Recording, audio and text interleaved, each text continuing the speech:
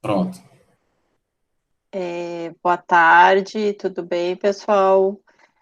Quero começar, então, agradecendo, né, o convite que me chegou através da professora Belmira, né, e também pelo professor Elson, que são aí meus colegas, né, de pesquisa e parceiros já de tantas atividades junto, né, e eu fico bem feliz porque eu acho que esse diálogo, né, que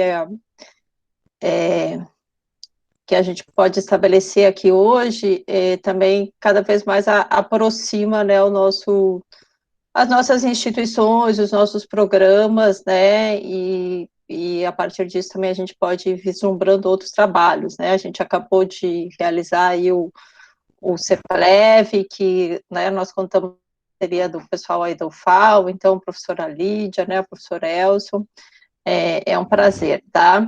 E aí eu quero dizer que eu organizei essa fala. Belmira, eu acho que o teu microfone está ligado, vê se você consegue desligar, porque acaba dando um Não pouquinho. estou vendo. Ai, meu. Agora ficou sem imagem, mas o microfone continua ligado. Agora deu. Obrigada, viu?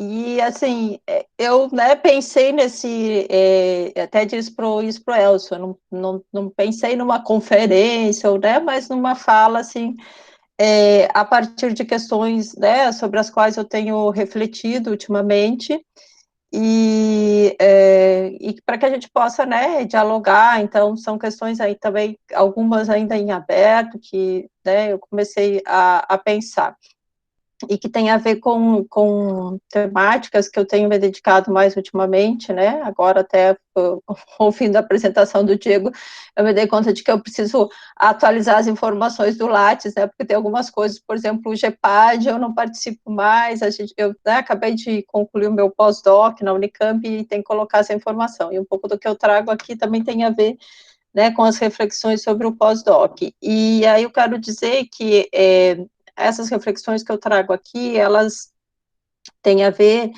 com sobretudo, né, com outras coisas também, e avançando um pouco mais, com dois textos, né, que eu escrevi mais recentemente, um em 2019, que eu levei para o SEAD, e junto com uma colega aqui da UFPE, a professora Fernanda Galli, que também, né, trabalha com questões que tem a ver com redes sociais e o espaço virtual, né, e um texto que vai ser publicado aí pela revista da UFAL, né, na revista Leitura, então já deve estar para sair, em que eu não trato só disso, né, mas é aí que eu falo um pouquinho da questão do engodo ideológico e tecnológico, e daí que vem esse título da minha fala.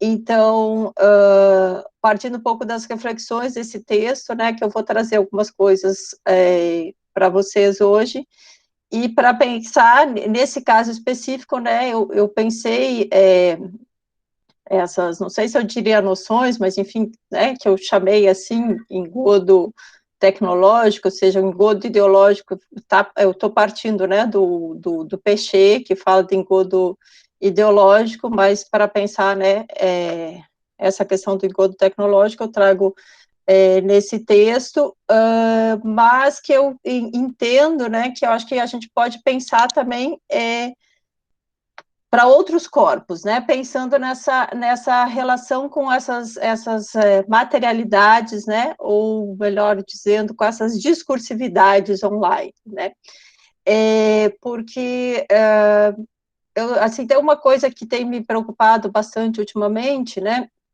que às vezes a gente vê trabalhos em análise do discurso em que as pessoas, hoje a gente tem muitos trabalhos, né, pensando corpos, né, ou seja, discursividades que circulam, né, nas mídias digitais, na internet, de um modo geral, né, e nem sempre se dá um tratamento para esse corpus, né, considerando essas condições de produção. Então, às vezes a gente se toma, né, a questão da discursividade que está na rede simplesmente como Está na rede, então, né, esse meu trabalho, mas a minha questão sempre passa em pensar que a gente precisa entender que se essas discursividades estão na rede, né, e aqui eu estou tomando a rede de um modo bem mais amplo, elas têm uma especificidade, né, que é diferente de outras discursividades. Tá? Então, um pouco pensando nisso, né, que eu vou trazendo essa reflexão para vocês. E aí, essas minhas reflexões também têm partido de leituras que eu tenho feito de outros campos teóricos, né, e que eu acho que a gente pode dialogar, né, fazendo alguns deslocamentos, dialogar com a análise do discurso, né. Autores, por exemplo, da área da comunicação, né, que vão trabalhar bastante com mídias digitais e tal. E uma das autoras que eu trago aqui é uma autora da administração, né, que tem trabalhado com a questão do capitalismo da vigilância, né, que ela chama de uma nova forma de capitalismo. Então, a primeira questão que eu quero pontuar é essa, né, que eu acho que quando a gente olha para essa discursividade, por essas discursividades online, a gente tem que entender que essas discursividades, elas né, estão situadas em determinadas condições de produção e que essas condições de produção, né, elas não estão desvinculadas dessa formação social nossa capitalista. E aí eu acho que uma das questões que a gente tem que olhar mesmo é assim, o quanto essa nova forma de capitalismo ela vai... Meu filho, mamãe está falando. Desculpem, gente, as coisas da quarentena, né? E então a gente pensar que isso produz determinações, né? E aí é por aí, né, que eu gostaria, então, de iniciar essa minha reflexão. E aí eu fiz aqui alguns slides, né, também queria dizer que vocês podem interromper se quiserem, né, dialogar, fazer alguma questão, que a ideia mesmo é a gente fazer mais uma conversa, né. E aí preparei esses slides, e vocês vão ver que todas as imagens, né, quer dizer, eu selecionei essas imagens que vão ter a ver justamente com essas noções ou essas reflexões que eu estou trazendo aqui para a gente pensar, né. Então, essa primeira aí, né, que já produz esse primeiro efeito aí de evidência, né, que é um efeito sobre o qual eu tenho refletido, né, esse efeito de evidência do sujeito, ou, enfim, do homem, do indivíduo aí, né, que tem o controle do mundo, digamos assim, né, veja, é o globo ali que ele tem, né, o controle em suas mãos, né, e esse controle que é dado, né, pela tecnologia. Então, aí já começa, né, esse funcionamento desse engodo tecnológico, né, de que esse sujeito controla, né, o mundo a partir da palma da sua mão, né?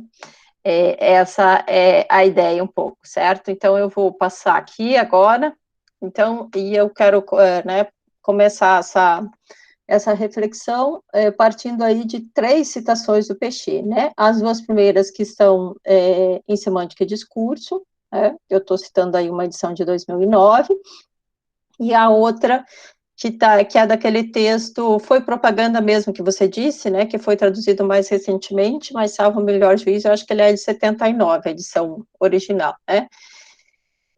Então, a primeira citação fala dessa questão, né, porque eu também quero pensar essas questões a partir de uma reflexão, aliando, né, essa reflexão à questão dos processos de identificação do sujeito, né.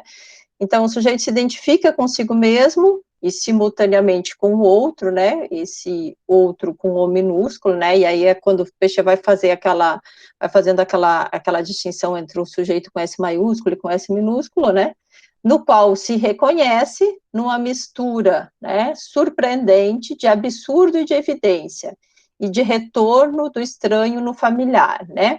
Então, essa questão do absurdo, né, e da evidência como coisas que são interessantes para a gente pensar, né, esses processos de identificação do sujeito, porque aquilo que pode soar absurdo para mim, né, talvez não é para o outro, né, e do mesmo modo, né, e é esse jogo que ele faz também, né, com o estranho e com o familiar, e aquilo que se produz como evidente, né, para o outro, né, para mim não pode ser evidente, enfim, então essa relação e esse jogo, né, desse sujeito com S maiúsculo e o sujeito com S minúsculo, né.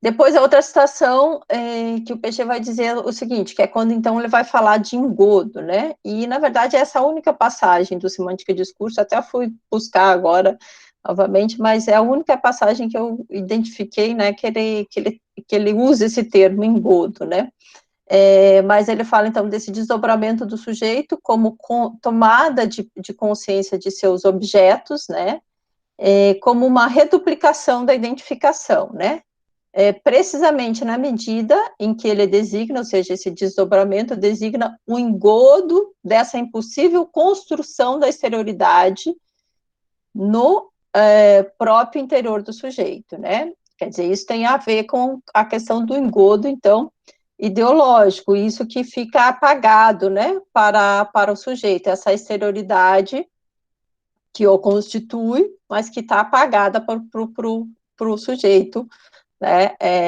do seu interior.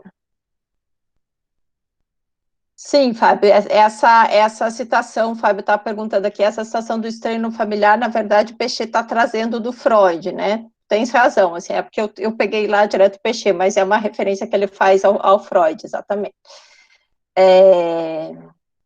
Obrigada pela lembrança, porque a gente acaba, às vezes, né, apagando nesse sentido, mas Peixe fala dessa relação a partir do Freud, né? E, por fim, essa citação que ele vai trazer uma expressão aí do Chomsky sobre o liberalismo totalitário, né? E que ele diz o seguinte, que o liberalismo totalitário, ele coloca entre aspas, né, porque essa expressão que ele está trazendo do Chomsky, soube colocar no ponto uma nova gestão da subjetividade na qual o sujeito contribui ativamente para seu assujeitamento, através de um sinistro jogo de palavras sobre o termo liberdade, né? E aí é interessante justamente, eu quero, né, assim, me deter um pouco nessa coisa desse sinistro jogo de palavras sobre o termo liberdade, que para mim tem a ver com essa questão desse engodo tecnológico, né? Bom, então, e aí eu vou começar a falar um pouquinho, né, sobre como é que eu estou entendendo, então, essa relação, né, essa imagem também, eu fui buscar, né, algumas imagens da rede sobre engodo, e eu achei essa imagem muito significativa, porque mostra esse sujeito, né, enredado, digamos assim, né, com várias possibilidades, mas que não consegue sair, e essa questão desse espelhamento, né, veja quando ele fala da questão do desdobramento, né, da duplicação do sujeito, né, como é que ele está projetado, né, para fora da rede, né. Então, voltando um pouquinho, né, à citação do Peixe, dessa questão desse desdobramento do sujeito, né, que é uma reduplicação da identificação, então pensando essa reduplicação também como essa imagem refletida, né, designa esse engodo, né, dessa impossível construção da exterioridade no próprio interior dos sujeitos. Se pode ampliar os slides, deixa eu ver, gente, só um pouquinho.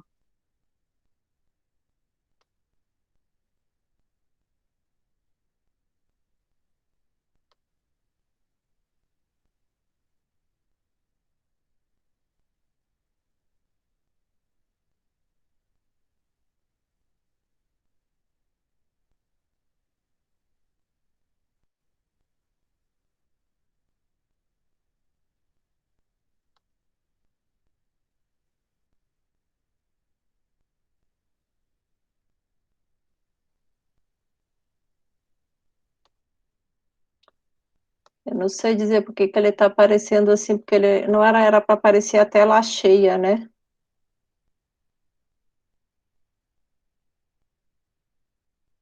o Diego se dispôs a passar para mim, o que eu posso fazer, eu vou mandar para ele, você me diz aí, né,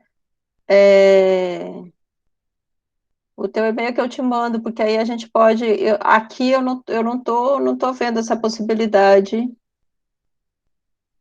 de, de aumentar aqui o slide, deixa eu ver uma coisa.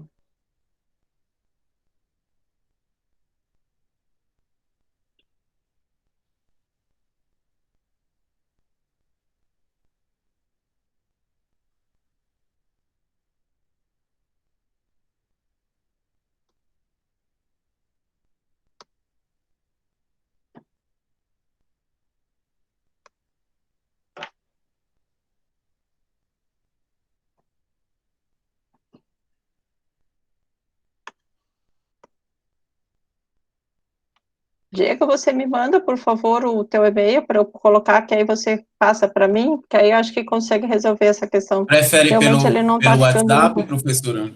Eu vou te mandar um oi pelo WhatsApp, tanto, pode ser? Fica mais fácil, não? não tô, pode ser, Tá com pode ser. WhatsApp web? Tô, Hum.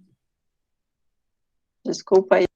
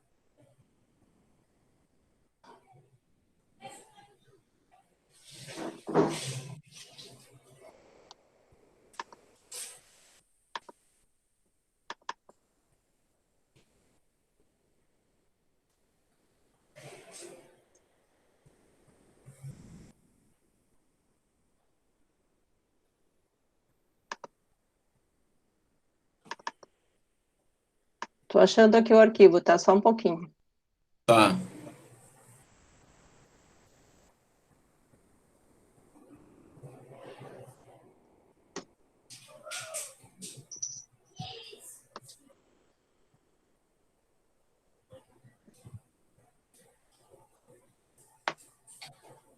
Pronto, enviei, Ah, ok. Diego.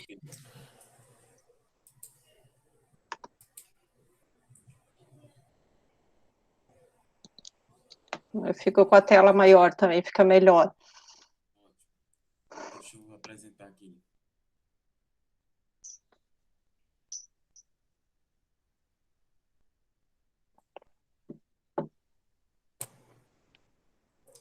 Cadê?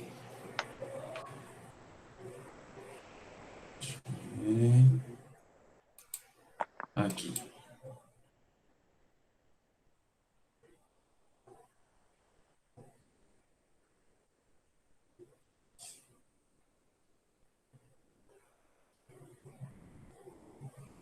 Tá abrindo.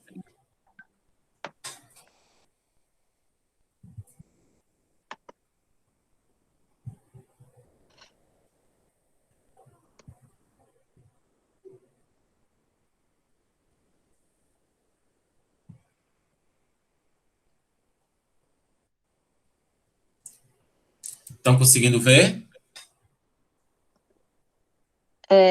Acho que só coloca no modo de apresentação, eles não estão aparecendo ainda no modo de apresentação. Melhorou, gente, a visualização?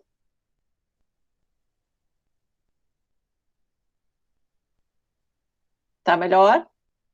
Então, pronto, pronto. Tá conseguindo ver. Ok. É, ok, tá bom. Desculpe aí, então vamos lá. Então, é esse engodo ideológico que mascara as determinações e contradições sofridas pelo sujeito, reduplicando os sentidos dominantes, né, da nossa formação social. E para além desse engodo ideológico que constitui os processos de identificação dos sujeitos, podemos pensar, quando falamos nas mídias digitais, né, nesse engodo que eu estou chamando de tecnológico. Pode passar. Entendo esse engodo tecnológico a partir do controle produzido sobre os sujeitos pelos algoritmos do Facebook, né, e outras mídias digitais que buscam, independentemente da filiação ideológica, os dados individuais ou os dados residuais, né, dos seus usuários visando ao lucro, né. É o que Zuboff vai chamar de capitalismo da vigilância, né? O qual é baseado numa lógica da acumulação que tem como seu componente fundamental o Big Data, né? Então, Zuboff, que é essa autora que eu, enfim, eu tenho, né, lido algumas coisas dela mais recentemente, e ela vai mostrar para a gente todo esse processo, né, digamos que as empresas, como o Google e Facebook, o que elas fazem com as nossas curtidas, com as buscas, com os e-mails, com as fotos, músicas, enfim, tudo que a gente faz na rede, né, e que hoje faz parte do nosso cotidiano, né, as compras, etc., né, que são atividades aparentemente não mercantis, ou seja, que não produziriam lucro, né, são conhecidos na linguagem aí enfim, da informática, né, dos especialistas nos engenheiros, né, que tratam dessas informações como os dados que eles chamam de dados residuais, né, conhecidos pelos especialistas em tecnologia de informação como dados residuais. Eles são definidos, né, como resíduos justamente pela sua provável menor monetização. No entanto, né, e aí eu trago uma outra citação dela, que não está aí no slide, mas que eu acho importante colocar, ela diz: nada é trivial ou efêmero em excesso para a lógica da acumulação. Esses dados são adquiridos, tornados abstratos, agregados, analisados, embalados, né? Então, aí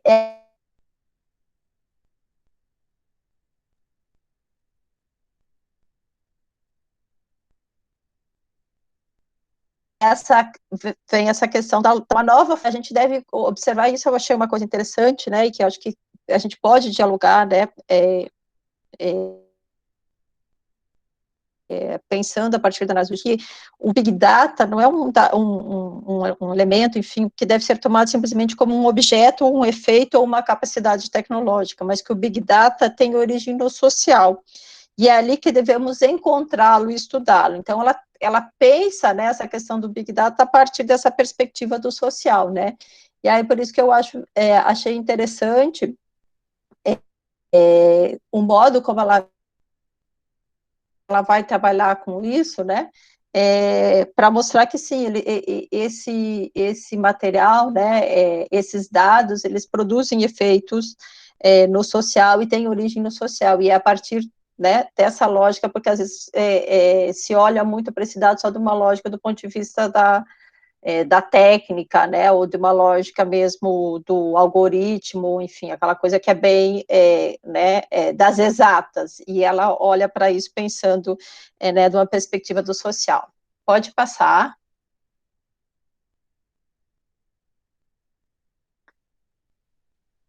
Então, né, esse engodo tecnológico, assim como o engodo ideológico, né, eles vão produzir essas evidências, né? E uma das a evidência do sujeito, a evidência do sentido, e uma da evidência, essa evidência produzida no sujeito, né? Do controle, por exemplo, no toque da tela, como aí a gente pode ver também nessa imagem, né? Do slide, né? Ou seja, esse engodo de que o sujeito, opa, saiu o slide, Diego. Esse engodo de que o sujeito, né, pode controlar tudo, e essa ilusão, né, também de liberdade que o tecnológico, que a rede produz no sujeito, né. Pensando mais uma perspectiva da comunicação digital, importa que a informação circule rapidamente, né, o que promove essa comunicação é o curtir, é o número de curtidas, é o número de de compartilhamentos e assim por diante, que é produzido também a partir de uma lógica da acumulação, né? Quanto mais curtida, por exemplo, a questão da monetização, né, dos vídeos no YouTube, se quanto mais visualizado, né, a pessoa vai ganhar mais dinheiro, e a gente sabe que a gente tem toda uma organização mesmo hoje, né, assim, em termos de Brasil, em que isso funciona, né, é só a gente pensar no gabinete do ódio, né, e assim por diante. Então, quer dizer, nós temos hoje, né, segundo o que tudo indica, dinheiro público sendo utilizado, por exemplo, né, para produzir discurso de ódio nas redes, né, e isso baseado nessa lógica da acumulação, né. E aí eu trago esse outro filósofo também com o qual eu tenho trabalhado, que é um filósofo sul-coreano, né, que trabalha na Alemanha, que chama Han, e ele fala tem um livro dele chamado No Enxame, Perspectivas do Digital. Depois, no finalzinho, eu vou colocar as referências, né? Mas ele fala também acho que tem algumas questões que ele traz que são bem interessantes também para a gente pensar e fazer um diálogo, né, com a análise do discurso. Dessa rápida circulação de informações acelera também, né, a circulação do capital, ou seja, essa lógica de como é que essa comunicação circula, ela está ligada a uma lógica, né, do capital.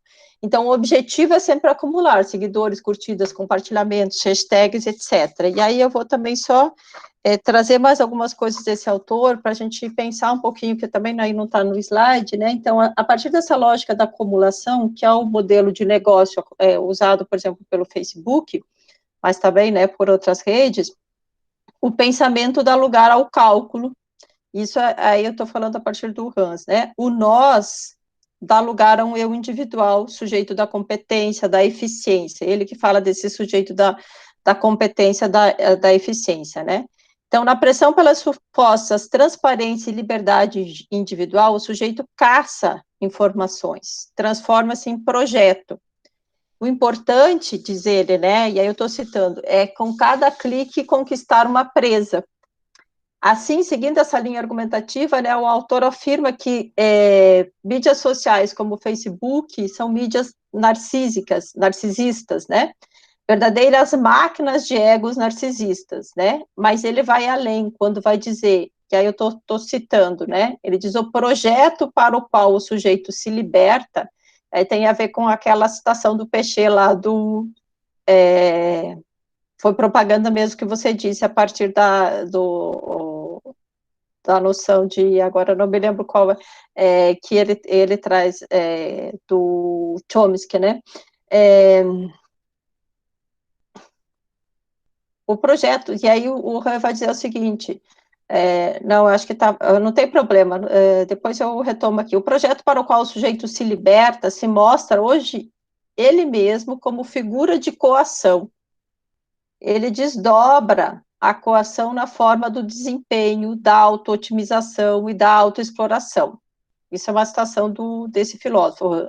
Vivemos hoje em uma fase histórica especial, na qual a liberdade, ela mesma, provoca coações, né? A liberdade é, na verdade, a figura oposta da coação. Agora, essa figura oposta, ela mesma coações. Mais liberdade significa, sim, mais coação, né? A sociedade atual é uma sociedade do desempenho, que nos individualiza. O sujeito do desempenho explora a si mesmo até ruir. Então, é muito forte isso, né? Mas volta um pouquinho, se tu puder voltar lá no slide onde tem essa citação do Peixe, eu acho que é logo no primeiro slide. Mas é para ver justamente como, né, o liberalismo totalitário, eu não estava lembrando qual é a expressão que ele usava, né? Soube colocar no ponto uma nova gestão da subjetividade, na qual o sujeito contribui ativamente para o seu assujeitamento, através de um sinistro jogo de palavras sobre o termo liberdade, né?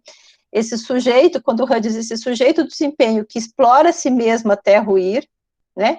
Sob a ilusão de que ele é empreendedor de si, né? Que é uma coisa que está na moda nas redes, né? Os coaches, etc., Então, tem tudo a ver com isso, né? Quer dizer, é uma lógica em que o sujeito explora a si mesmo, né? Mas ele não se dá conta, né? Por isso o engodo, né?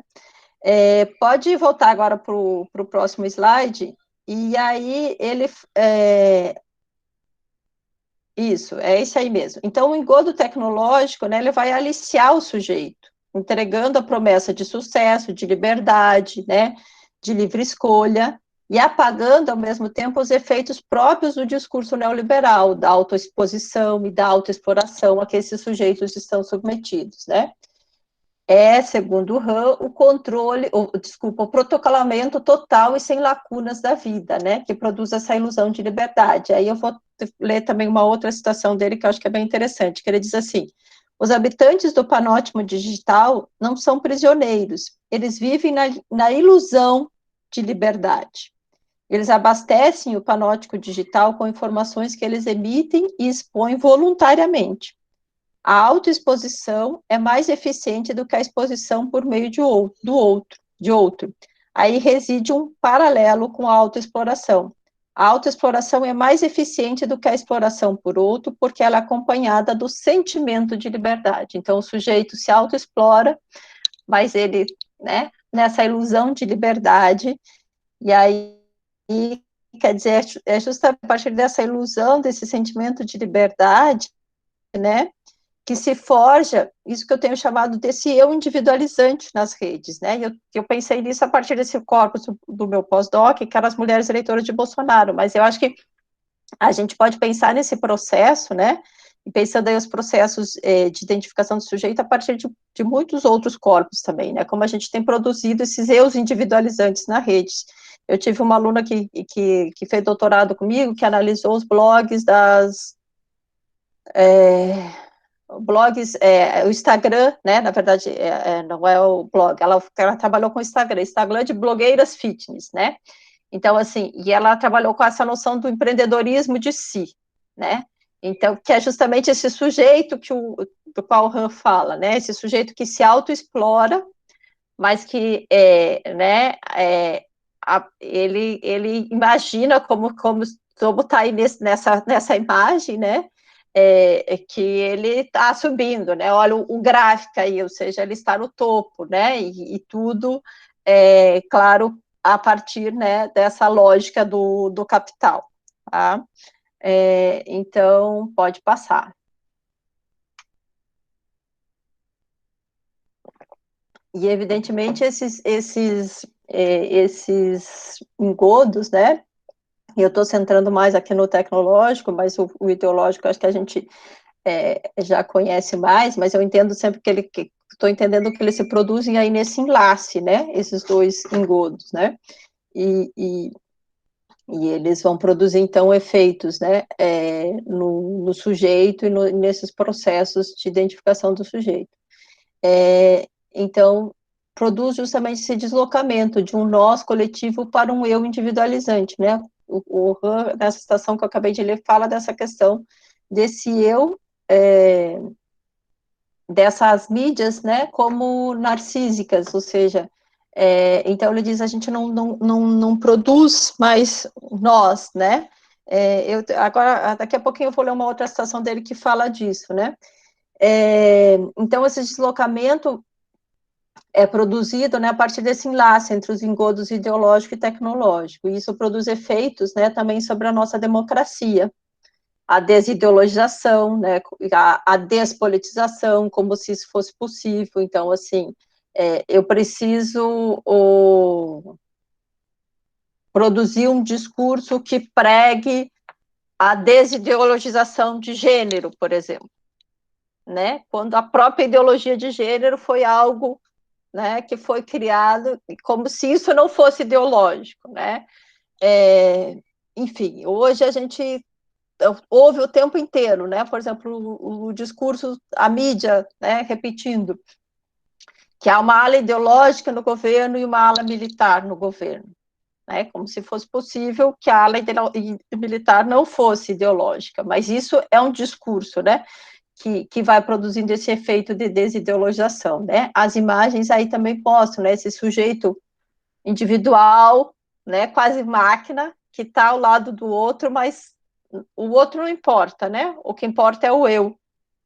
E aí, o Han vai dizer o seguinte, a respeito desse, né, desse deslocamento e desses processos de desideologização. Ele diz, as massas que anteriormente conseguiam se organizar em partidos e que eram animadas por uma ideologia, deterioram-se agora em enxames de unos barulhentos, né? E aí ele cita um termo japonês, que eu não sei exatamente como é que pronuncia, seria ikikomores, né? Que é justamente essa ideia do isolamento, e veja, né, esse isolamento que nós estamos obrigados a viver nesse momento, né, ou seja, são sujeitos, né, que vivem isolados da sociedade, né, e isolados na teia aí do digital, né, que não formam nenhuma esfera pública e que não participam de discurso político. O nós político, ele diz, né, que seria capaz de ação em sentido enfático, desmancha-se, né? E aí, nesse sentido, também é que ele vai, então, falar dessa questão desses discursos, né, desideologizantes, despolitizantes. Pode passar o próximo.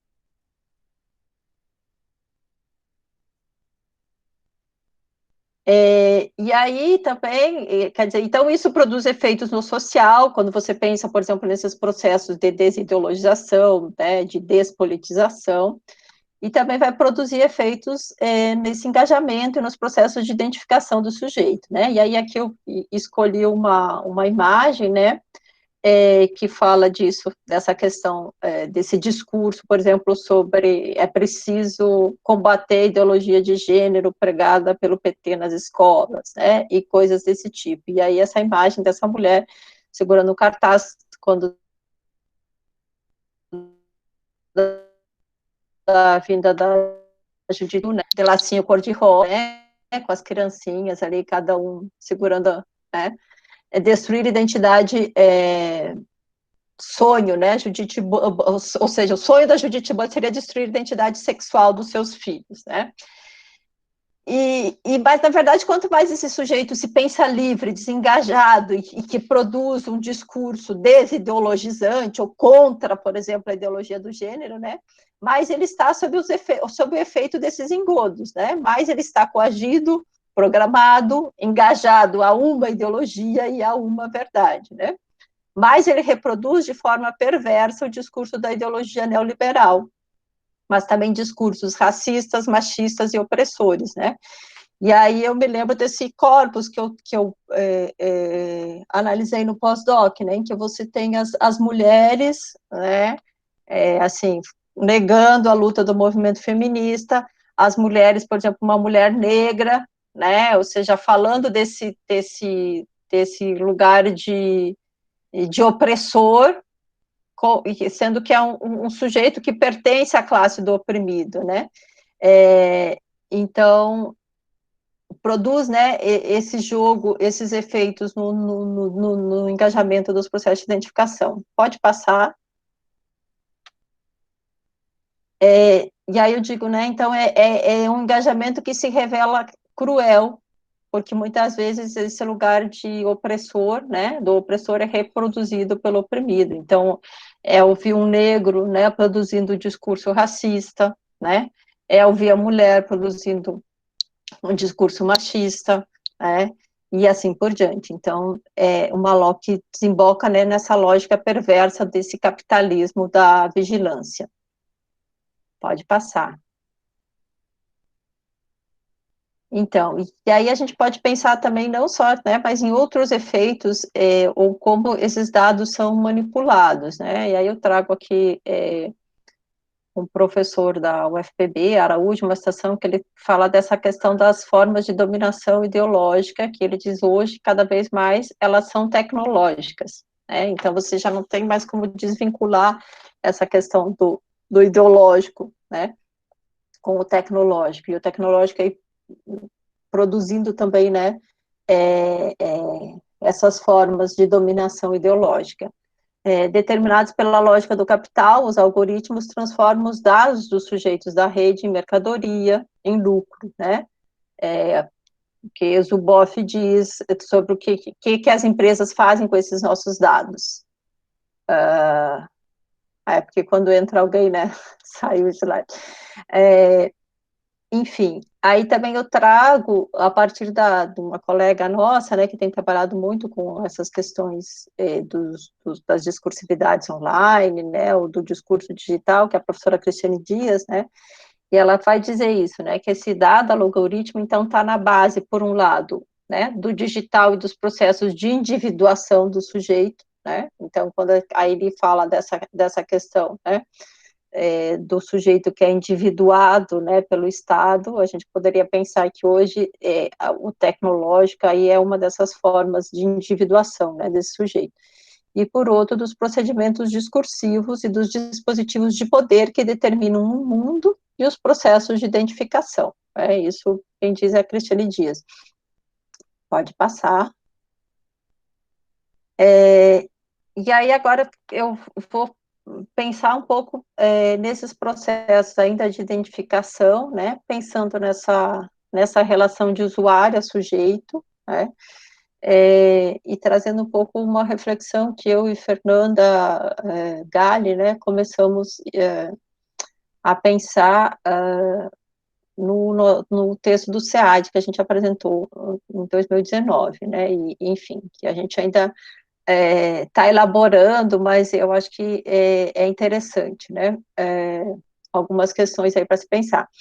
Então, uma das coisas aí que eu acho que, teoricamente, é importante a gente pensar é que esse sujeito, para se constituir sujeito, para tomar posição, por exemplo, né, mesmo para se produzir enquanto esse eu individualizante, ele precisa antes se inscrever como usuário. Então, usuário todos nós somos, né, mas a gente sabe que, para nós, o discurso, né, o sujeito, então, não fazer essa confusão também entre usuário e sujeito. Isso é uma questão importante para quem trabalha, né, com essas materialidades, né.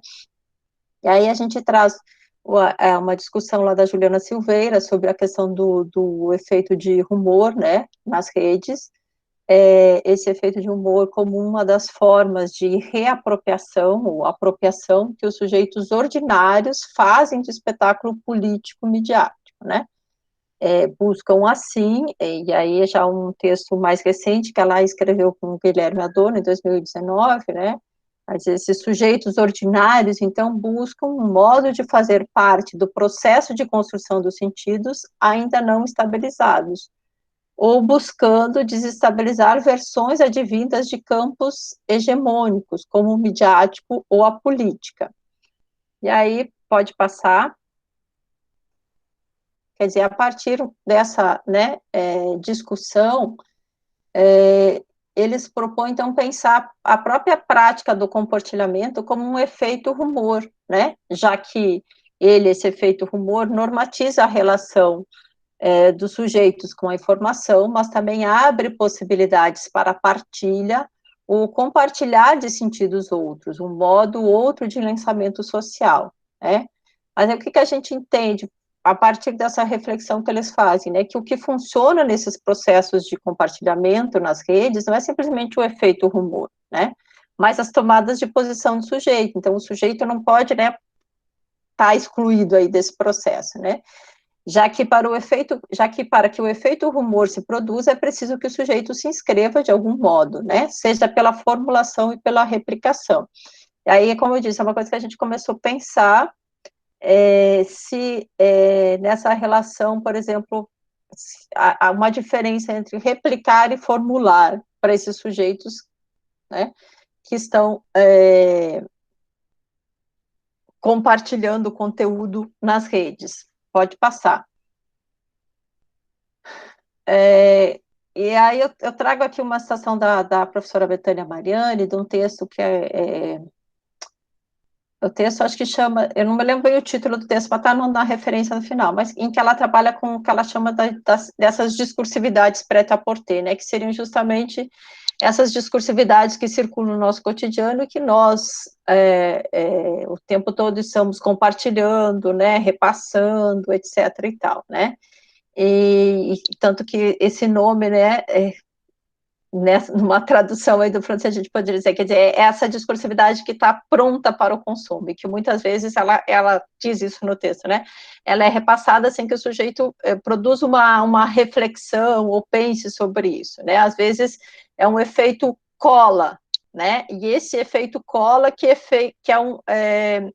que se produz por uma evidência do sentido, né? Aquele sentido que já está dado, que é cristalizado, que é um sentido evidente, que, portanto, cola no sujeito, né? E às vezes cola em nós também, né? E aí eu replico, né?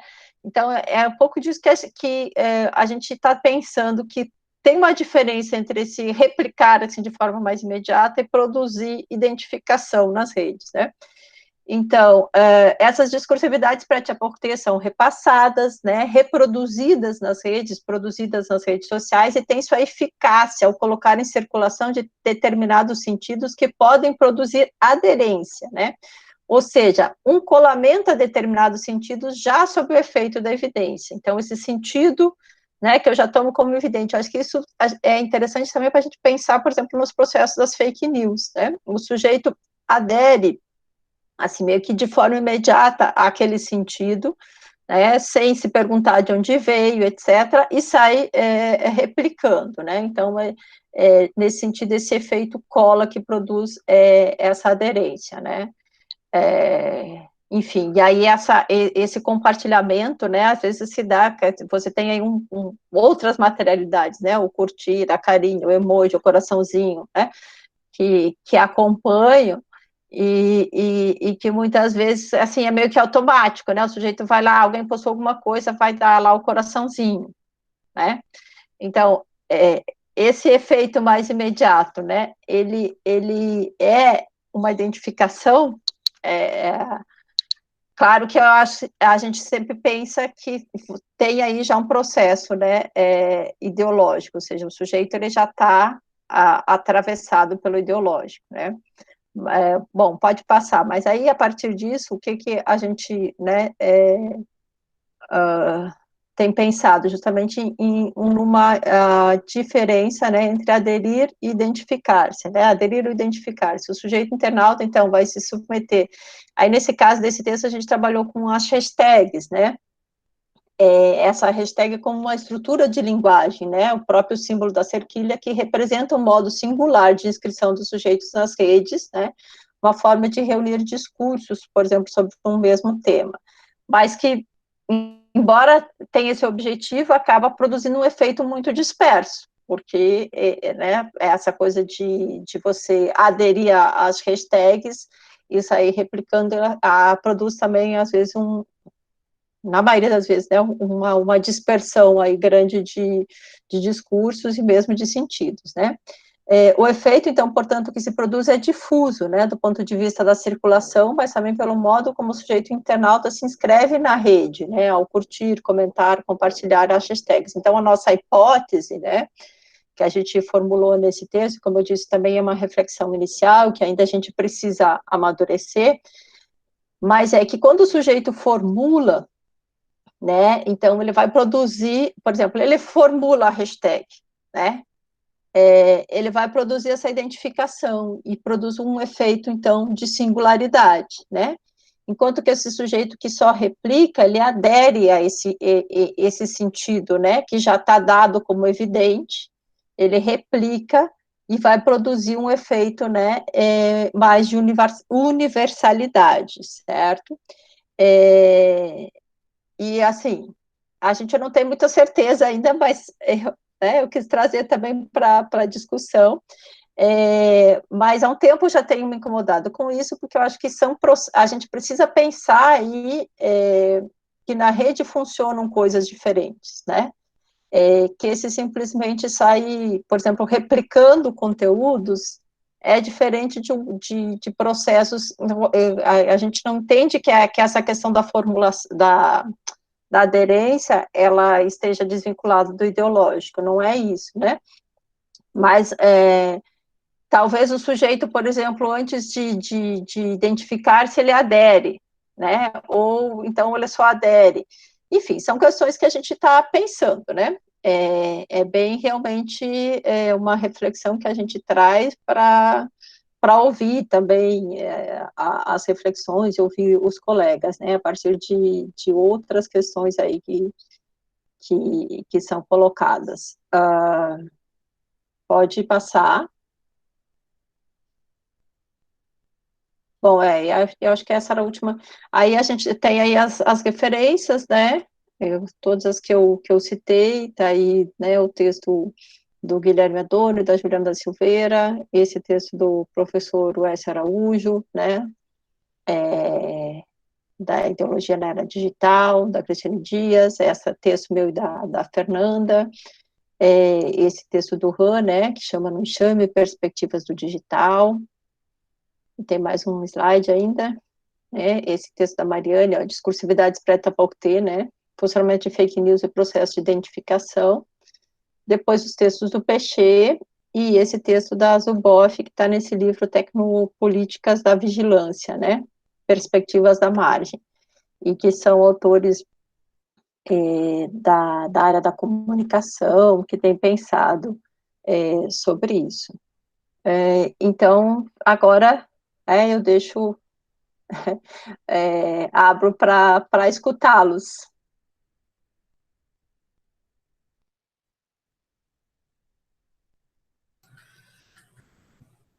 Excelente apresentação, professora. A gente só tem mesmo a agradecer. Deixa eu parar aqui a apresentação, porque tem algumas questões que eu tinha anotado aqui e que é um objeto de análise que sempre nos traz a reflexão, porque é aquilo que a gente está inserido e não tem como a gente sair, é como se fosse um caminho sem volta, né? Então, é um efeito ideológico ao qual nós estamos submetidos e não temos escolhas mesmo, assim, no sentido de que não há hoje como escolher ficar sem o WhatsApp ou ficar sem qualquer rede que a gente usa como trabalho e até mesmo deixar de se submeter ao Google, à Microsoft e aos diversos aspectos tecnológicos de hoje em dia, né? E aí eu achei interessante já no início, quando se coloca a questão do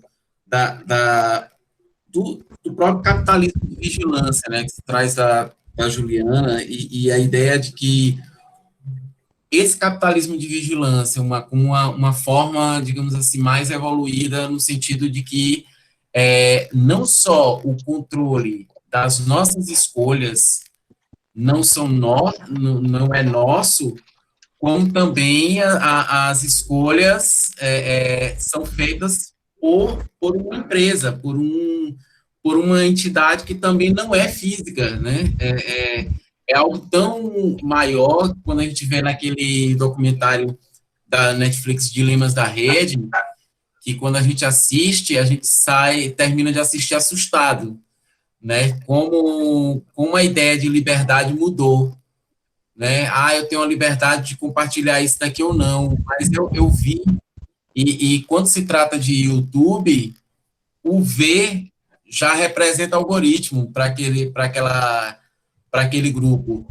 Então, no momento em que a gente procura se identificar com determinados grupos e determinadas ideias, ao assistir, mesmo que para criticar um vídeo do Olavo de Carvalho, a gente entrega ao Olavo de Carvalho uma visibilidade que a gente gostaria que ele tivesse, né? Em compensação, essa falsa ideia de democratização dos espaços, ela acaba sendo barrada pela própria noção de algoritmo, né? Como que canais com viés de esquerda, com um viés alternativo a tudo que se tem hoje como hegemônico, eles acabam se tornando canais pouco visualizados.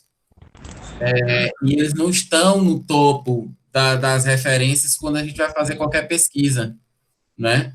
Então, é um objeto de pesquisa, de análise que você traz para a gente, que nos inquieta no sentido positivo e negativo também, né? Assim, como é que tudo isso hoje mexe com a nossa ideia de liberdade, como cada vez mais nos entendemos nesse espaço de prisão daquilo que o capital vai determinar para que a gente consuma, ou para que a gente pense, ou para que a gente queira se manifestar, tá?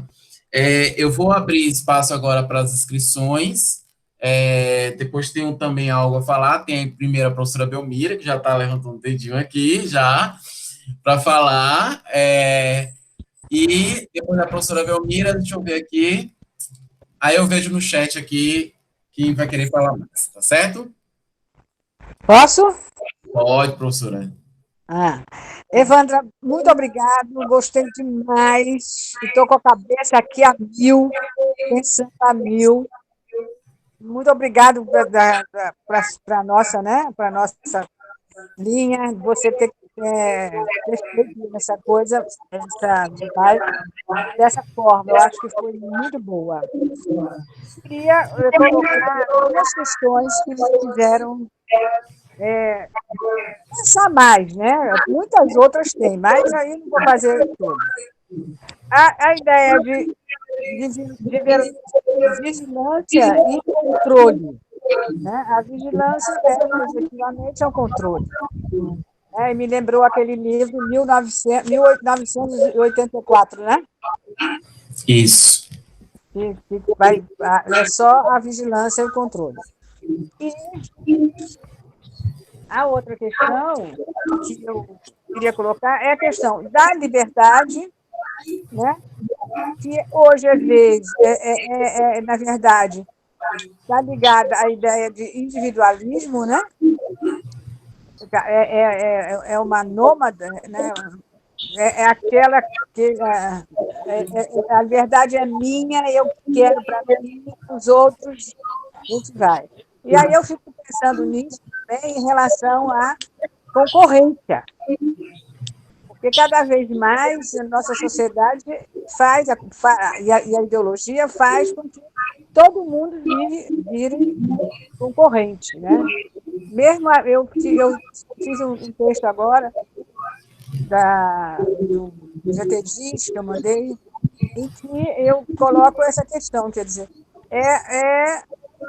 você está sempre contra o outro, até na liberdade, contra o outro, e nunca com o outro. Né? E isso está mexendo enormemente com as questões dos trabalhadores, né? Você vê que a gente não tem mais, os trabalhadores estão isolados, quer dizer, cada um com a sua, dificilmente você tem uma notícia de que você tem algo de uma categoria. Quer dizer, é difícil, cada vez mais.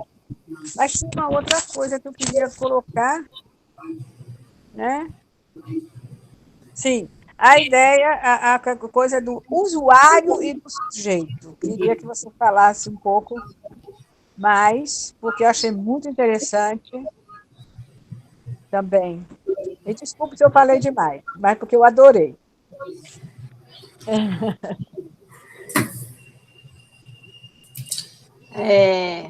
Você quer passar para outras pessoas ou eu posso falar, Diego?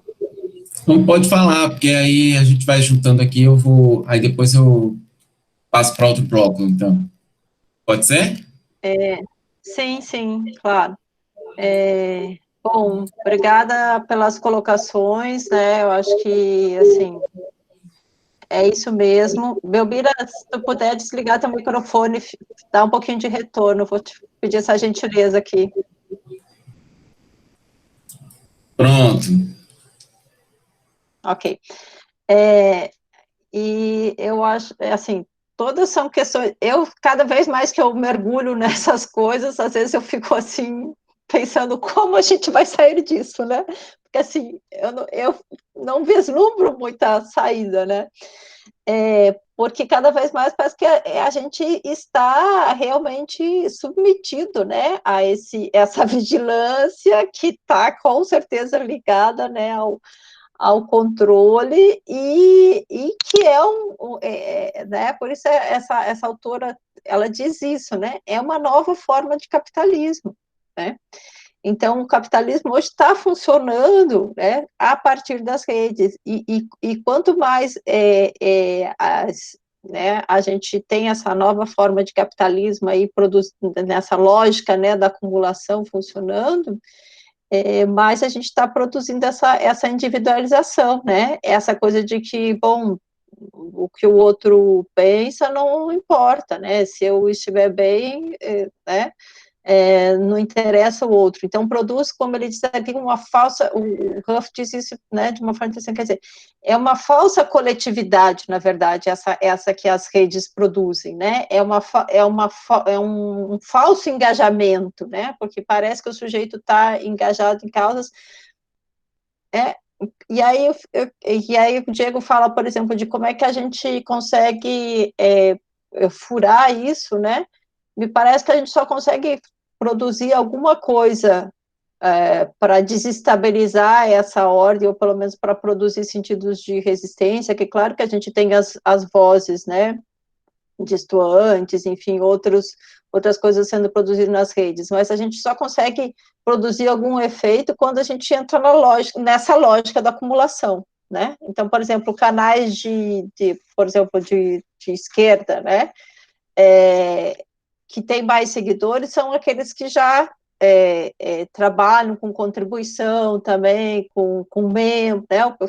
A gente pode pensar no 247, pode pensar no Plantão Brasil, do Tiago dos Reis, ou seja, que acabam, que tem uma visibilidade maior só quando entra nessa lógica. Então, e eu acho que a direita, se a gente pensar em termos, assim, né, políticos no país, a direita conseguiu fazer um uso muito bom, claro, bom no sentido de ele conseguiu penetrar, né, em setores da nossa sociedade que a gente não consegue. Então, porque esse sujeito que recebe a notícia só pelo WhatsApp, por exemplo, né, ele vai acreditar naquilo que ele recebe, né? Ele vai, às vezes ele não tem outra fonte de informação. A gente está fazendo um projeto agora no NEPLEV, que a gente está indo escutar as pessoas, né? A gente vai fazer vídeos para colocar no YouTube. Estamos trabalhando na formatação desse material, né? Que a gente está chamando escutas, e a gente foi ouvir as pessoas. Então, uma das questões que a gente pediu, assim, o que a pessoa entende por ideologia, por exemplo, né? E as pessoas não sabem, né? Assim, tipo, elas dizem, não sei, né? Ou assim, ou ideologia tem a ver com escolha. Aí a gente perguntou sobre as redes sociais, aí eu perguntava, você sabe que enquanto você está postando foto, não sei o que, as empresas estão obtendo lucro? Todos me diziam que sim, que sabiam, né? E aí a gente tentou, assim, ouvir pessoas de diferentes classes sociais, né? Para olhar também como é que são essas determinações.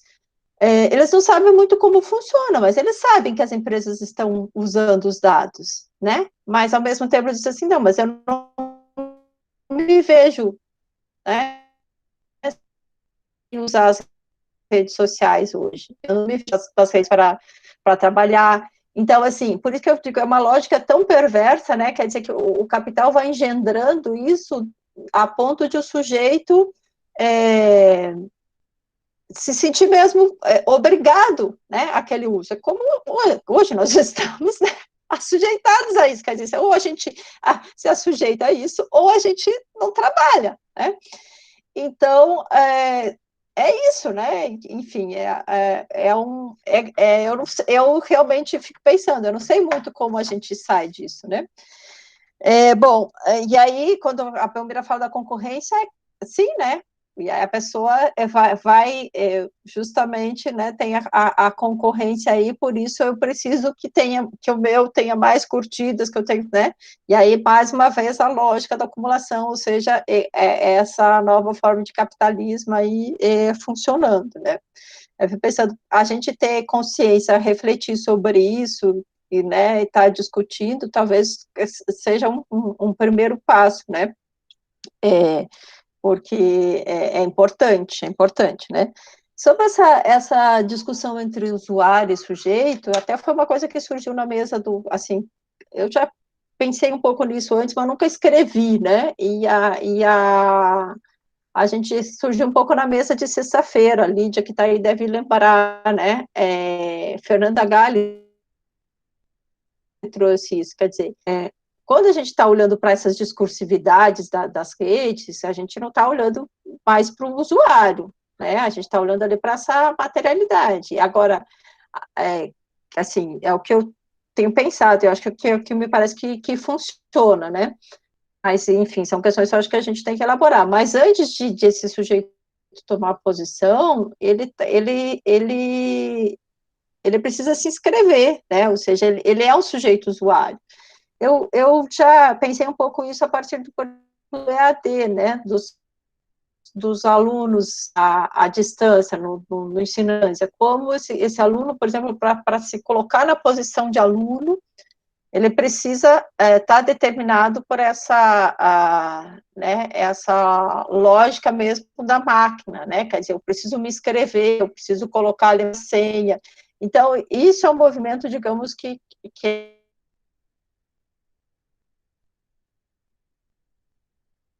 talvez, embora é um individual que, assim, você está sendo levado por esse controle, de alguma forma, e por essa vigilância, porque você precisa da senha para entrar no branco, você precisa da senha para entrar não sei aonde, você precisa, né?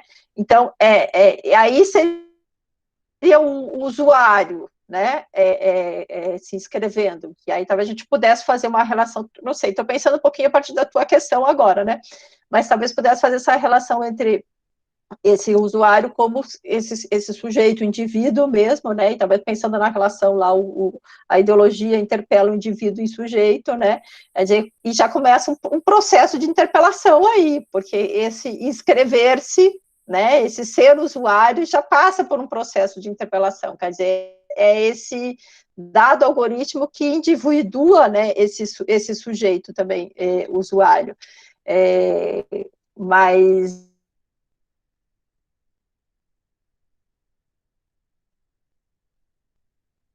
de toda forma, ele precisa ser usuário, né, antes de qualquer coisa. Enfim, acho que é isso aí. Professora, temos algumas participações aqui no chat. O professor Fábio Tifone colocou que nós somos o produto e que essas plataformas vendem. O Tiago Alves lembrou que a tese sobre a qual a senhora tinha falado era da Rita Kremer. Rita Kremer.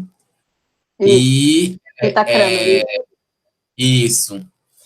E a Lucirlei Alves colocou que está ansiosa para ler o texto completo, nós também. E aí tem uma participação da Lídia também, né, que, conforme já conversamos, essa questão do funcionamento da hashtag tem me interessado muito, a circulação desses sentidos que se multiplicam enormemente. E, mais adiante, nós temos o do Sóstenes, que está impedido de usar o áudio, né, Sóstenes? Que está tendo uma obra próxima a ele, enfim. Aí ele coloca, parabéns a Evandra e a linha da AD pela atividade.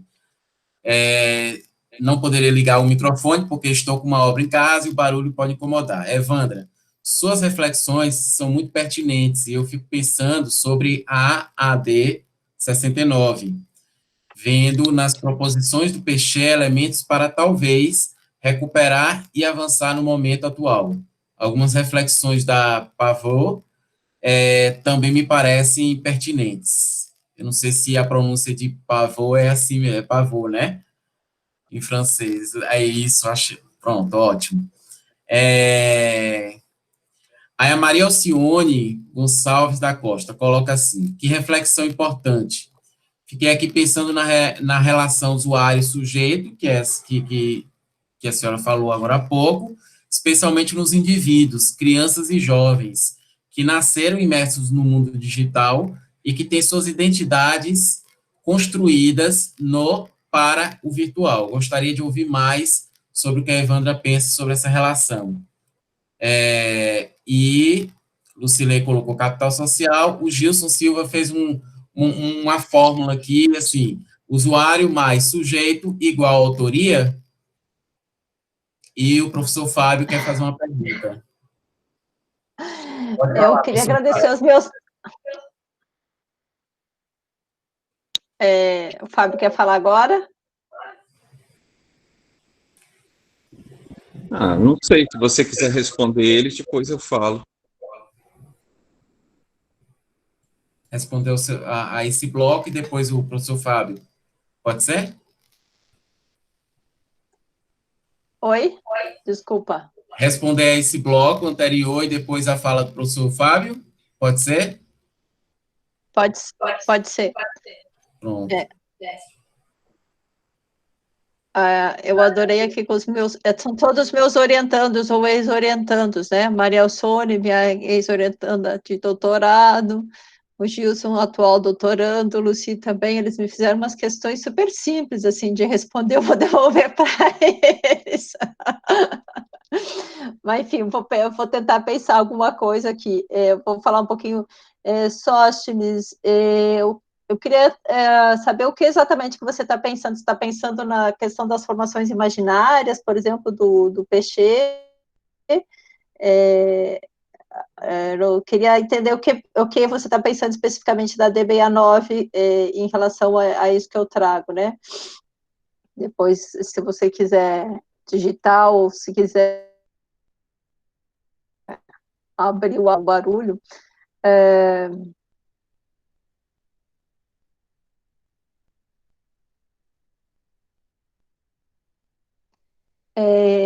Gilson, veja, eu acho que a fórmula da autoria.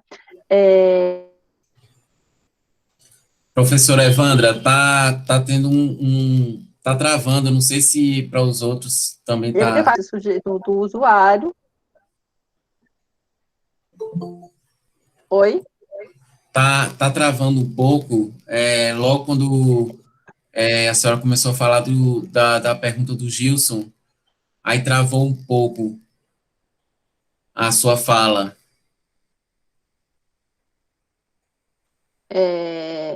Travou onde quando eu falei?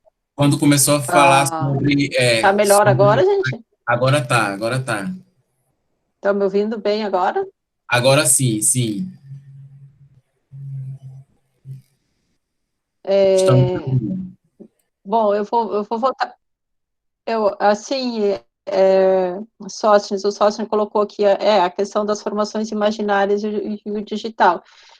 Eu acho que passa por isso, né? São questões que a gente pode refletir, sim, né? Porque a gente tem, eu tinha um ex-orientando meu que estava um pouco sobre pensar a questão do espaço virtual, né, como condição de produção, por exemplo, que vai propiciar os discursos de ódio, etc. Né? Então, aquela coisa de que, às vezes, o sujeito... Estou pensando aqui nessa relação com as formações imaginárias, né? Algo que ele não diria face a face, né, para o sujeito, ele vai dizer na rede, ou seja, o discurso de ódio, etc. Um pouco sob o efeito também, mais uma vez, dessa ilusão da liberdade, né? Eu posso dizer o que eu quero nas redes, como se não existisse esse controle. A gente sabe que esse controle existe, né? Mas é um controle, e aí eu acho que isso é bem importante, né? E tem a ver com as reflexões que a Belmira traz. É um controle que passa pela lógica do capital, né? Porque, por exemplo, que não tiram do ar o canal Ai, me fugiu o nome do homem que o Diego falou, o guru lá bolsonarista, Olavo de Carvalho, né? Por que não tiram do ar né, o sujeito que, claro, está dizendo palavrões, etc., e não sei o quê? Então, né, assim, é um controle mais ou menos, né? Assim, é o controle para alguns, o controle funciona de acordo com uma lógica de interesses também do capital, né? Mas, de todo jeito, se a gente pensar, né, informações imaginárias, eu acho que tem essa coisa de esse efeito, né, de que eu posso dizer tudo na rede e que, né, assim, não importa quem eu vou atingir, né, e aí a gente, a proliferação dos discursos de ódio, etc., né, a gente viu, por exemplo, na última mesa do CEPLEV, na sexta-noite, Gerenice, né, trazendo a questão dos grupos de direita, e como eles têm crescido nas redes, né, então acaba sendo um espaço também aí para, né, quer dizer, para o bem e para o mal, né, às vezes eu fico pensando muito mais para o mal do que para o bem, mas o bem, digamos assim, tem que achar essa fórmula para poder produzir alguma resistência aí desses espaços, né? Vocês estão me escutando bem agora, gente? Tá?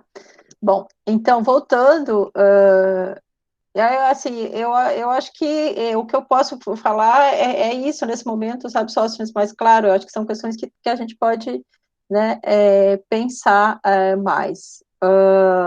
Bom, sobre essa relação, então, voltando aqui sobre a relação entre o sujeito e o mais usuário, igual a autoria, até que o Gilson pergunta, eu acho que não é assim automático, né? Porque a autoria tem esse efeito de singularidade. Então, por exemplo, nessa reflexão que a gente está fazendo e que a gente diz esse sujeito replica, ou seja, ele produz aderências a sentidos já evidentes, você não teria aí um efeito de autoria, né? Esse sujeito tem, eu acho que ele assume a função autor, né, a partir do momento em que ele vai se inscrever na rede, e essa inscrição passa também por esse usuário, né, que vai lá e coloca o seu dado, e, enfim, e se dispõe a produzir um discurso, mas tem essa questão, para mim, da autoria, né, que eu acho que ela está marcada muito por um efeito de singularidade, né, e o que a gente vê na rede, então, assim, esse efeito autoria mesmo, parece que, né, muitas vezes não funciona. A Solange Galo tem acho que, reflexões importantes, né, pensando nisso, que é uma pessoa que trabalha mais especificamente com autoria, mas eu não diria que é uma fórmula, assim, automática, não, né, agora, esse sujeito, para se constituir autor na rede, ele vai, de alguma forma, né, até porque se a gente pensar a autoria como uma das posições, né, assumida pelo sujeito, ele vai passar, né, digamos, por essa inscrição enquanto usuário. A Alcione, não sei muito o que te dizer sobre isso, né, nessa relação usuário-sujeito, especialmente nos indivíduos, crianças e jovens que nasceram imersos no mundo digital e que têm suas identidades construídas no para o virtual. Gostaria de ouvir mais o que eu penso sobre essa relação. Eu acho que é uma relação, se a gente pensar, né, nessa questão de como, nessa relação individual e social, esse sujeito como mais da ordem do indivíduo, né, mesmo, esse usuário como mais da ordem do indivíduo,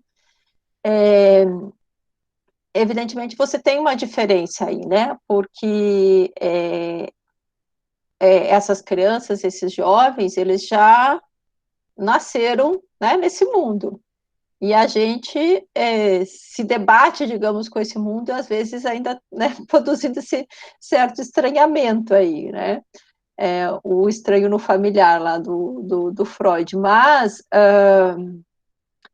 então eu acho que sim, que tem, né, diferenças, né, mas o funcionamento acaba sendo, talvez a gente tenha mais, né, se é que a gente pode falar, mas assim, mais consciência do que esse sujeito que já nasceu imerso nesse universo, né, porque ele não se vê fora disso, né, os meus filhos agora teve uma queda de energia, quer dizer, desligaram a energia aqui do meu prédio pouco antes de eu entrar aqui na live, eu até mandei uma mensagem para o Belmiro, que eu fiquei preocupada, disseram 20 minutos, né, Para eles é 20 minutos sem energia elétrica, é assim, é um desespero, tipo, o que que vamos fazer, entendeu? O que vamos fazer, mamãe? Tipo, calma, minha gente, né? Tipo, não está escuro nem nada disso. Então, assim, realmente, são usuários que não se veem fora desse mundo, né? Eles não se veem fora desse mundo, como hoje a gente acaba não se vendo também fora disso. Então, é esse paradoxo, né? Eu diria, é esse paradoxo que nós vivemos enquanto sujeito e as contradições aí também. E aí, sei lá, né? Talvez uma pesquisa pensando nesses usuários diferentes aí a gente pudesse ter algum dado, né, interessante. Sim, Fábio, pode falar agora, Fábio. Então, gente, como o comentário que eu coloquei aí, né, que vai bem dentro do que você falou durante sua apresentação, que é o seguinte: qual é o produto que essas grandes plataformas vendem? O produto somos nós mesmos, né? E aí, eu acho que, pensando isso, não dá para a gente pensar em termos assim, usuário, autor, usuário, sujeito. Eu acho que o que faz par com o usuário é produto, não é sujeito. Então, quer dizer, você se coloca como usuário na rede, só que de modo subterrâneo, eu diria quase inconsciente, né? Existe um saber do sujeito que ele sabe que, através disso, a plataforma gera lucro, faz a coisa funcionar, né? Então, quer dizer, no mesmo movimento em que se é usuário, se é produto, tem uma reificação aí do sujeito, né? E ao mesmo tempo que tem essa reificação ocorre dessa maneira estranho familiar, né? Ou seja, eu vou como sujeito, mas de alguma forma eu sei que o que eu estou colocando é usado como produto, né? Então, acho que talvez se fosse escrever alguma coisa sobre isso, colocaria isso como mote, não sei, né? Precisa talvez pensar um pouco mais, mas acho que o mote, né? Já que a sociedade ocidental gosta muito de como é que chama, meu Deus? Esses pares, hein? Língua, fala, diacronia, sincronia, diacronia, né? Colocaria aí usuário, Dicotomia. produto. Dicotomia, isso. Colocaria aí uma dicotomia usuário-produto. O que você pensa? Eu acho perfeita essa reflexão, né, Fábio? E a gente até comentou na mesa do CPF na sexta-feira, quando falamos dessa relação entre o sujeito e o usuário, né? A Fernanda disse que ela pensou na questão do consumidor, né? Quer dizer, nós somos produtos e somos consumidores também, né? Porque tem essa relação também desse usuário que é produto, mas que é consumidor, porque hoje a gente consome muito, né? Pelas redes, quer dizer, e é esse sujeito, mais uma vez, formatado pela lógica do capital, né? Esse usuário, nesse caso, esse usuário consumidor, esse usuário produto, né? Formatado pela lógica do capital. Enfim, eu acho que sim, que tem tudo a ver, e é uma reflexão importante, sim, a ser feita, né? Então, só para terminar, uma das possibilidades que a gente poderia talvez pensar, né, é na questão de que a gente se coloca como usuário, mas a gente não se coloca como escrevedor de código, né? Sim. Então, por exemplo, criar outras redes sociais, criar outros Twitters, criar outros, né? Ou seja, acho que uma das alfabetizações decisivas do século XXI é que todos saibam escrever código, né? Já que nós trabalhamos com letras, né? Enfim, agora esses códigos aí realmente já é um outro universo, né, que entra mais na área técnica. Nesse momento, meu marido está fazendo uma especialização em inteligência artificial, né, e aí às vezes ele me diz assim, eu vou ver né, a gente fica conversando assim, mas é uma, e eles falam, né, como se diz, é uma semântica, né? É uma semântica própria ali do código, da fórmula, né? Do que mais, assim, as coisas que a inteligência artificial hoje pode fazer é assustador, né?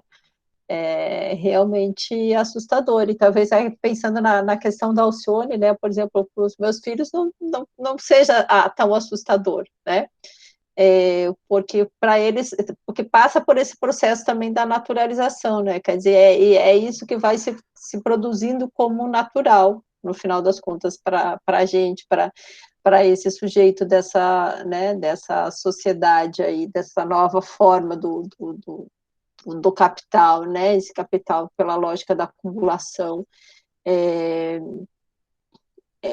porque e aí está o funcionamento, né? Desse engodo ideológico, do engodo tecnológico, quer dizer, são questões que passam a fazer parte do nosso cotidiano com uma certa naturalidade, né? Ou seja, então a gente se submete, né, e acaba naturalizando muitas questões que às vezes você poderia questionar, né, por exemplo.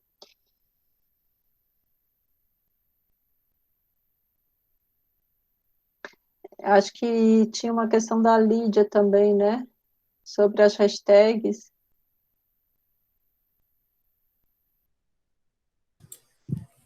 Ela tinha colocado que tem sido interesse dela, ela tem se interessado por essa questão do funcionamento das hashtags, né, a circulação desses sentidos que se multiplicam enormemente.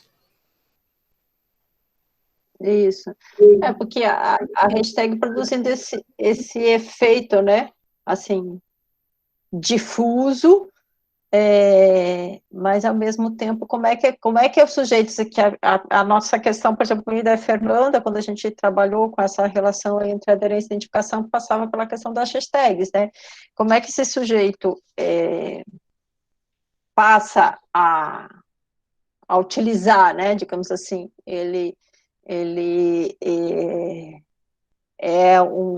ele está se identificando com uma causa, e aí ele vai usar isso, né, como realmente para produzir, por exemplo, um movimento, e aí eu fico pensando no movimento que foi o Ele Não, né, até a gente já também escreveu sobre esse movimento, né, que começa, na verdade, nas redes, né, e era uma hashtag, é formulado em forma de hashtag, né, e olha o alcance que esse movimento teve, né, como é que isso depois, né, saiu das redes e foi para as ruas, e como isso retornou às redes, etc. E aí talvez esse seja um movimento que não produz esse eu individualizante, como o Han fala ali, né, mas é um movimento que, de fato, então é possível, né, a gente também pensar nas redes sociais, que eu acho que talvez essa seja a nossa alternativa, né? A gente tem que pensar em movimentos que produzam efeitos, né? Mas que sejam, de fato, da ordem do coletivo. Então, assim, é uma organização que começou ali, que depois teve, né, uma força política mesmo, em termos social, em termos de uma coletividade, né? Enfim, com todas as críticas e com todas as reflexões que a gente pode fazer a partir disso, né, mas ali você tinha movimentos, né, de fato de identificação. Agora, por exemplo, uma coisa também que me chamou a atenção, estudando esses grupos, né, das mulheres eleitoras de Bolsonaro no pós-doc, é que elas formulam, né, assim, porque, por exemplo, muitos dos corpos que eu observei eram postagens dela nas avaliações das páginas. Então, assim, na timeline da página vai aparecer que aí que eu acho que tem coisa muito que é replicado, que, por exemplo, às vezes eu observei muita coisa postada por homens, né, um grupo que se diz só de mulheres, e daqui a pouco aparece um monte de postagem feitas por um homem, ou seja, com postagens do Eduardo Bolsonaro, postagens do Felipe Francischini, né, deputado da bancada do PSL, e coisas desse tipo.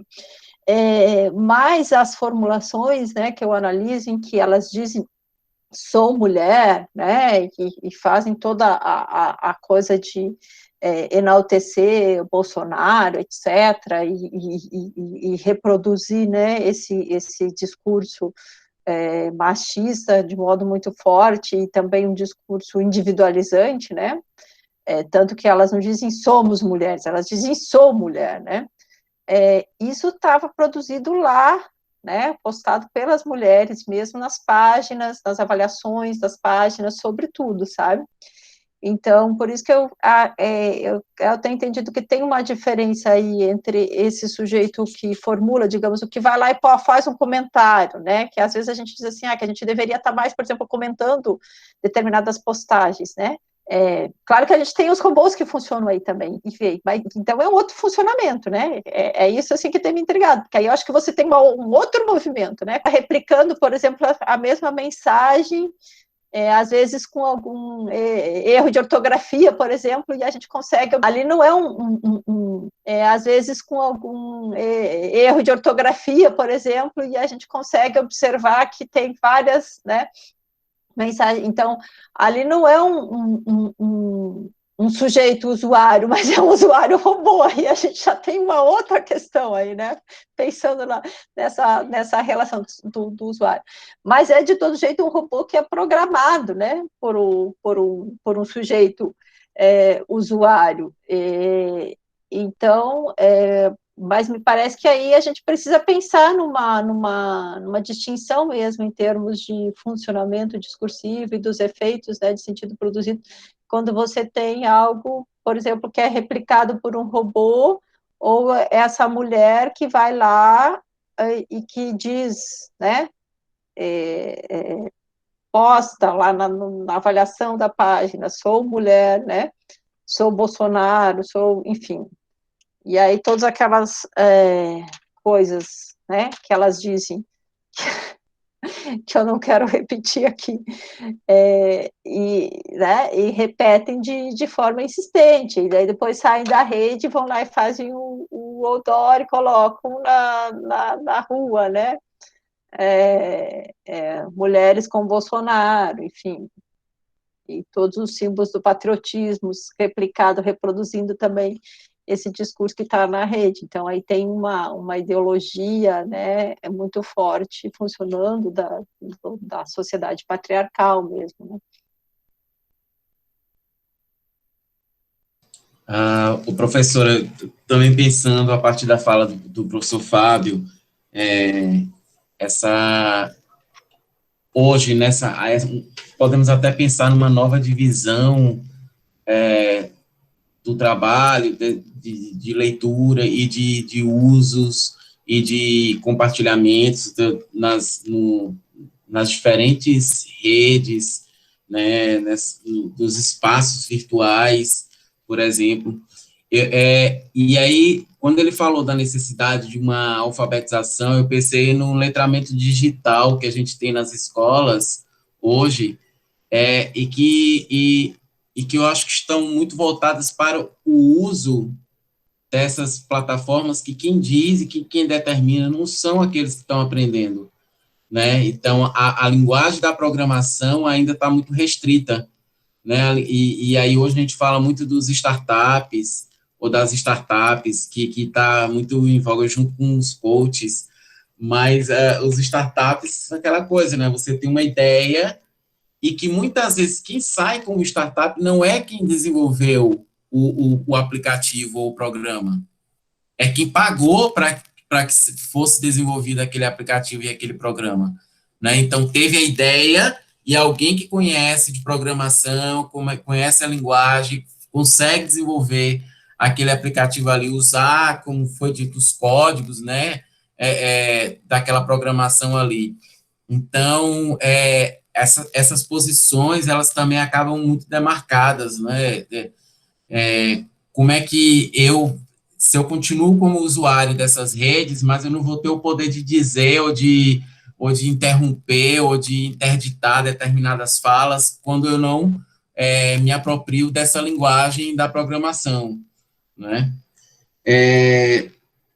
Fora esse comentário, assim, eu queria perguntar se mais alguém questões, comentários.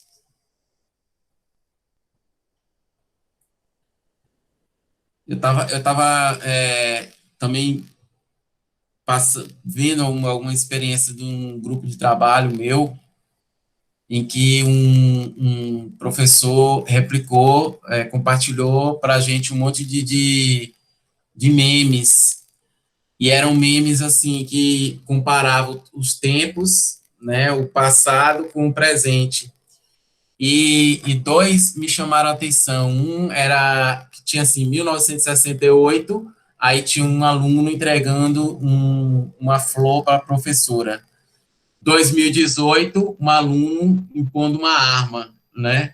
Então, assim, há sentidos de que em 1968 as coisas eram melhores, no sentido, porque hoje quem impunha a arma para a professora em 2018, quando era do meme, é o aluno, né? E uma outra que eu achei absurda também tem uma cena de mulheres, eu não sei se eram mulheres escravizadas ou camponesas mesmo que estavam ali no trabalho, mas elas estavam carregando nos seus corpos assim um arado, né? E tinham cordas carregando o arado.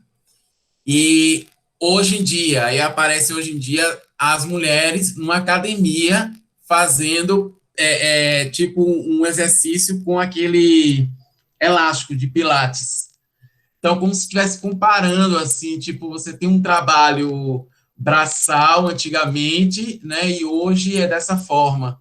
Quer dizer, aquilo que é compartilhado, muitas vezes o professor compartilhou, ele não chegou a pensar naquilo ali, mas há sentidos muito cruéis mesmo, né, de retomadas de questões de gênero e questões também da educação, da sociedade como um todo, que é muito cruel. E aí, pensando isso, né, os memes como essas formas também de circulação de algo que já está dado ali, né, e que só serve mesmo para o humor, para o cômico, e não em si, não tem um conteúdo ideológico, como dizem, né, é destituído das práticas ideológicas.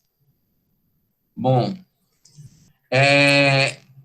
mais alguém, gente? Professora, em nome Só queria comentar Certo, sim. À vontade. Belmira quer falar, né?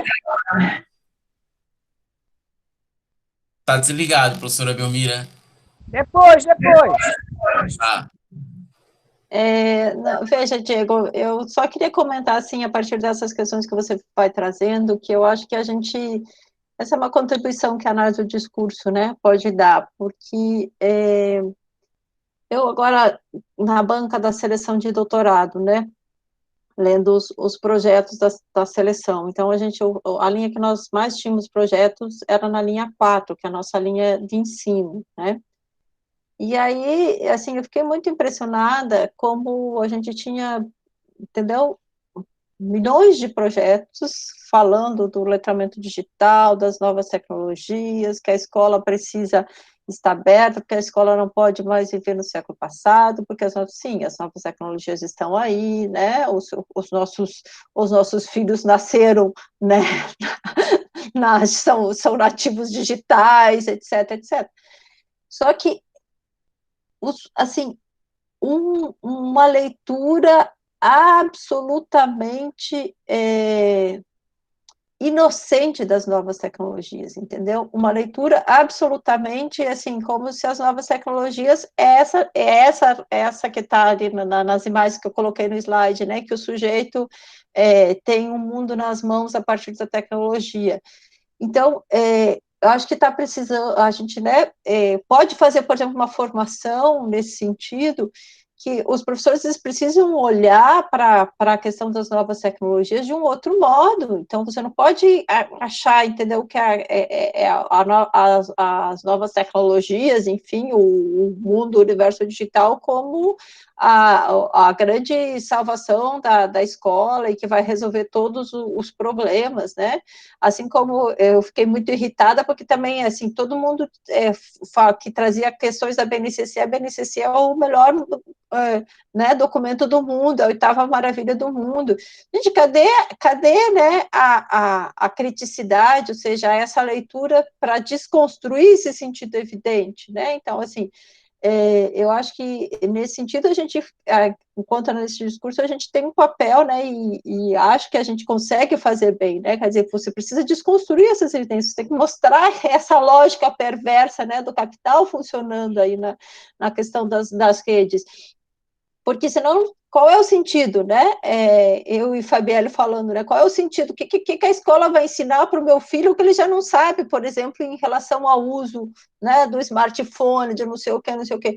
Eles sabem, porque eles são nativos digitais, então, assim, enquanto usuários, eles já sabem o que eles precisam desenvolver, né? O que a escola precisa fazer é apresentar uma leitura crítica desse material, né? Assim como tu está dizendo, os memes, tem que apresentar a leitura crítica.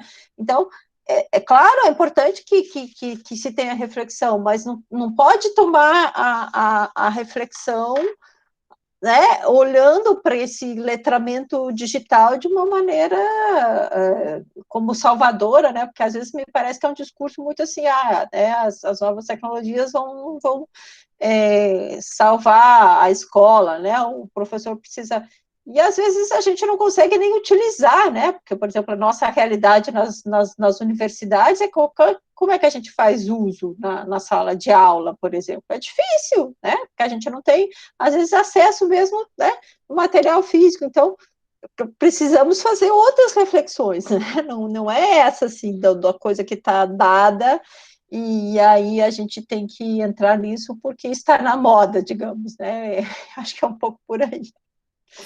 Eu estou no sexto ano do ensino fundamental, no município daqui de Maceió. Estou dando aula para os meus alunos por WhatsApp. É um grupo do WhatsApp. E aí eu percebo como é que o silêncio e a interdição nos dizeres desses alunos também se processa.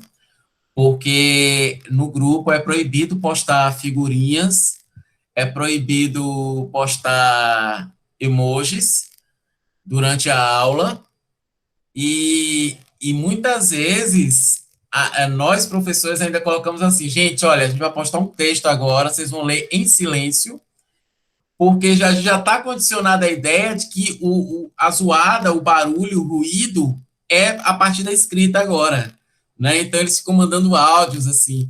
Então, assim, a gente fica tentando impor limitações diante de um canal né, de interação ali com os alunos, que os emojis, as figurinhas, os sticks poderiam servir de importante instrumento né, de linguagem no seu funcionamento também. E muitas coisas eles deixam de dizer porque eles poderiam dizer melhor pelos emojis, né? E a gente, enquanto escola, a instituição não considera isso. Quer dizer, o aluno passa 2 horas, a gente digitando, interagindo, todo mundo em silêncio, e quando a gente passa o texto, a gente tem que tirar modificar o grupo para só os administradores participarem, para que os alunos não falem. Então, só vão falar naquele momento ali. Então, é uma coisa assim muito louca, como é que a gente consegue até mesmo manipular esses espaços que antes os alunos já concebiam já como um espaço de liberdade, do que eles poderiam falar, entende? A professora Belmira, é isso? Quem mais, além da professora Belmira? Pode falar, Não, professora. eu não quero perguntar mais nada, nem falar mais nada. Eu só queria agradecer a Evandra e dizer que o fato de você ter, na mesma hora, dizer tudo bem, eu vou, foi ótimo para a gente, e que a gente tem a ideia de começar a fazer isso sempre, não com as mesmas pessoas, mas também com as mesmas pessoas, que eu acho que o seu tema é um tema que a gente está querendo cada vez mais e trabalhar mais ainda. Então, muito obrigada, Evandra. Obrigada a você pelo convite, e foi um prazer enorme. Eu acho que é isso, né? A gente precisa fazer esses momentos de reflexões, embora a gente, às vezes, como eu digo, parece que está no paradoxo e não consegue sair dele.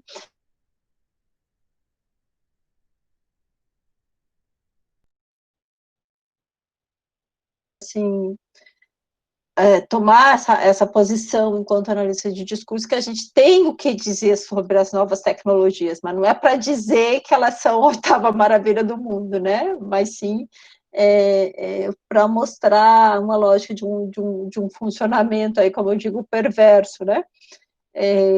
E é isso, tá, gente? Foi ótimo e fico também à disposição, se mais alguém quiser ainda dizer alguma coisa, espero que eu tenha contribuído de alguma forma para a reflexão.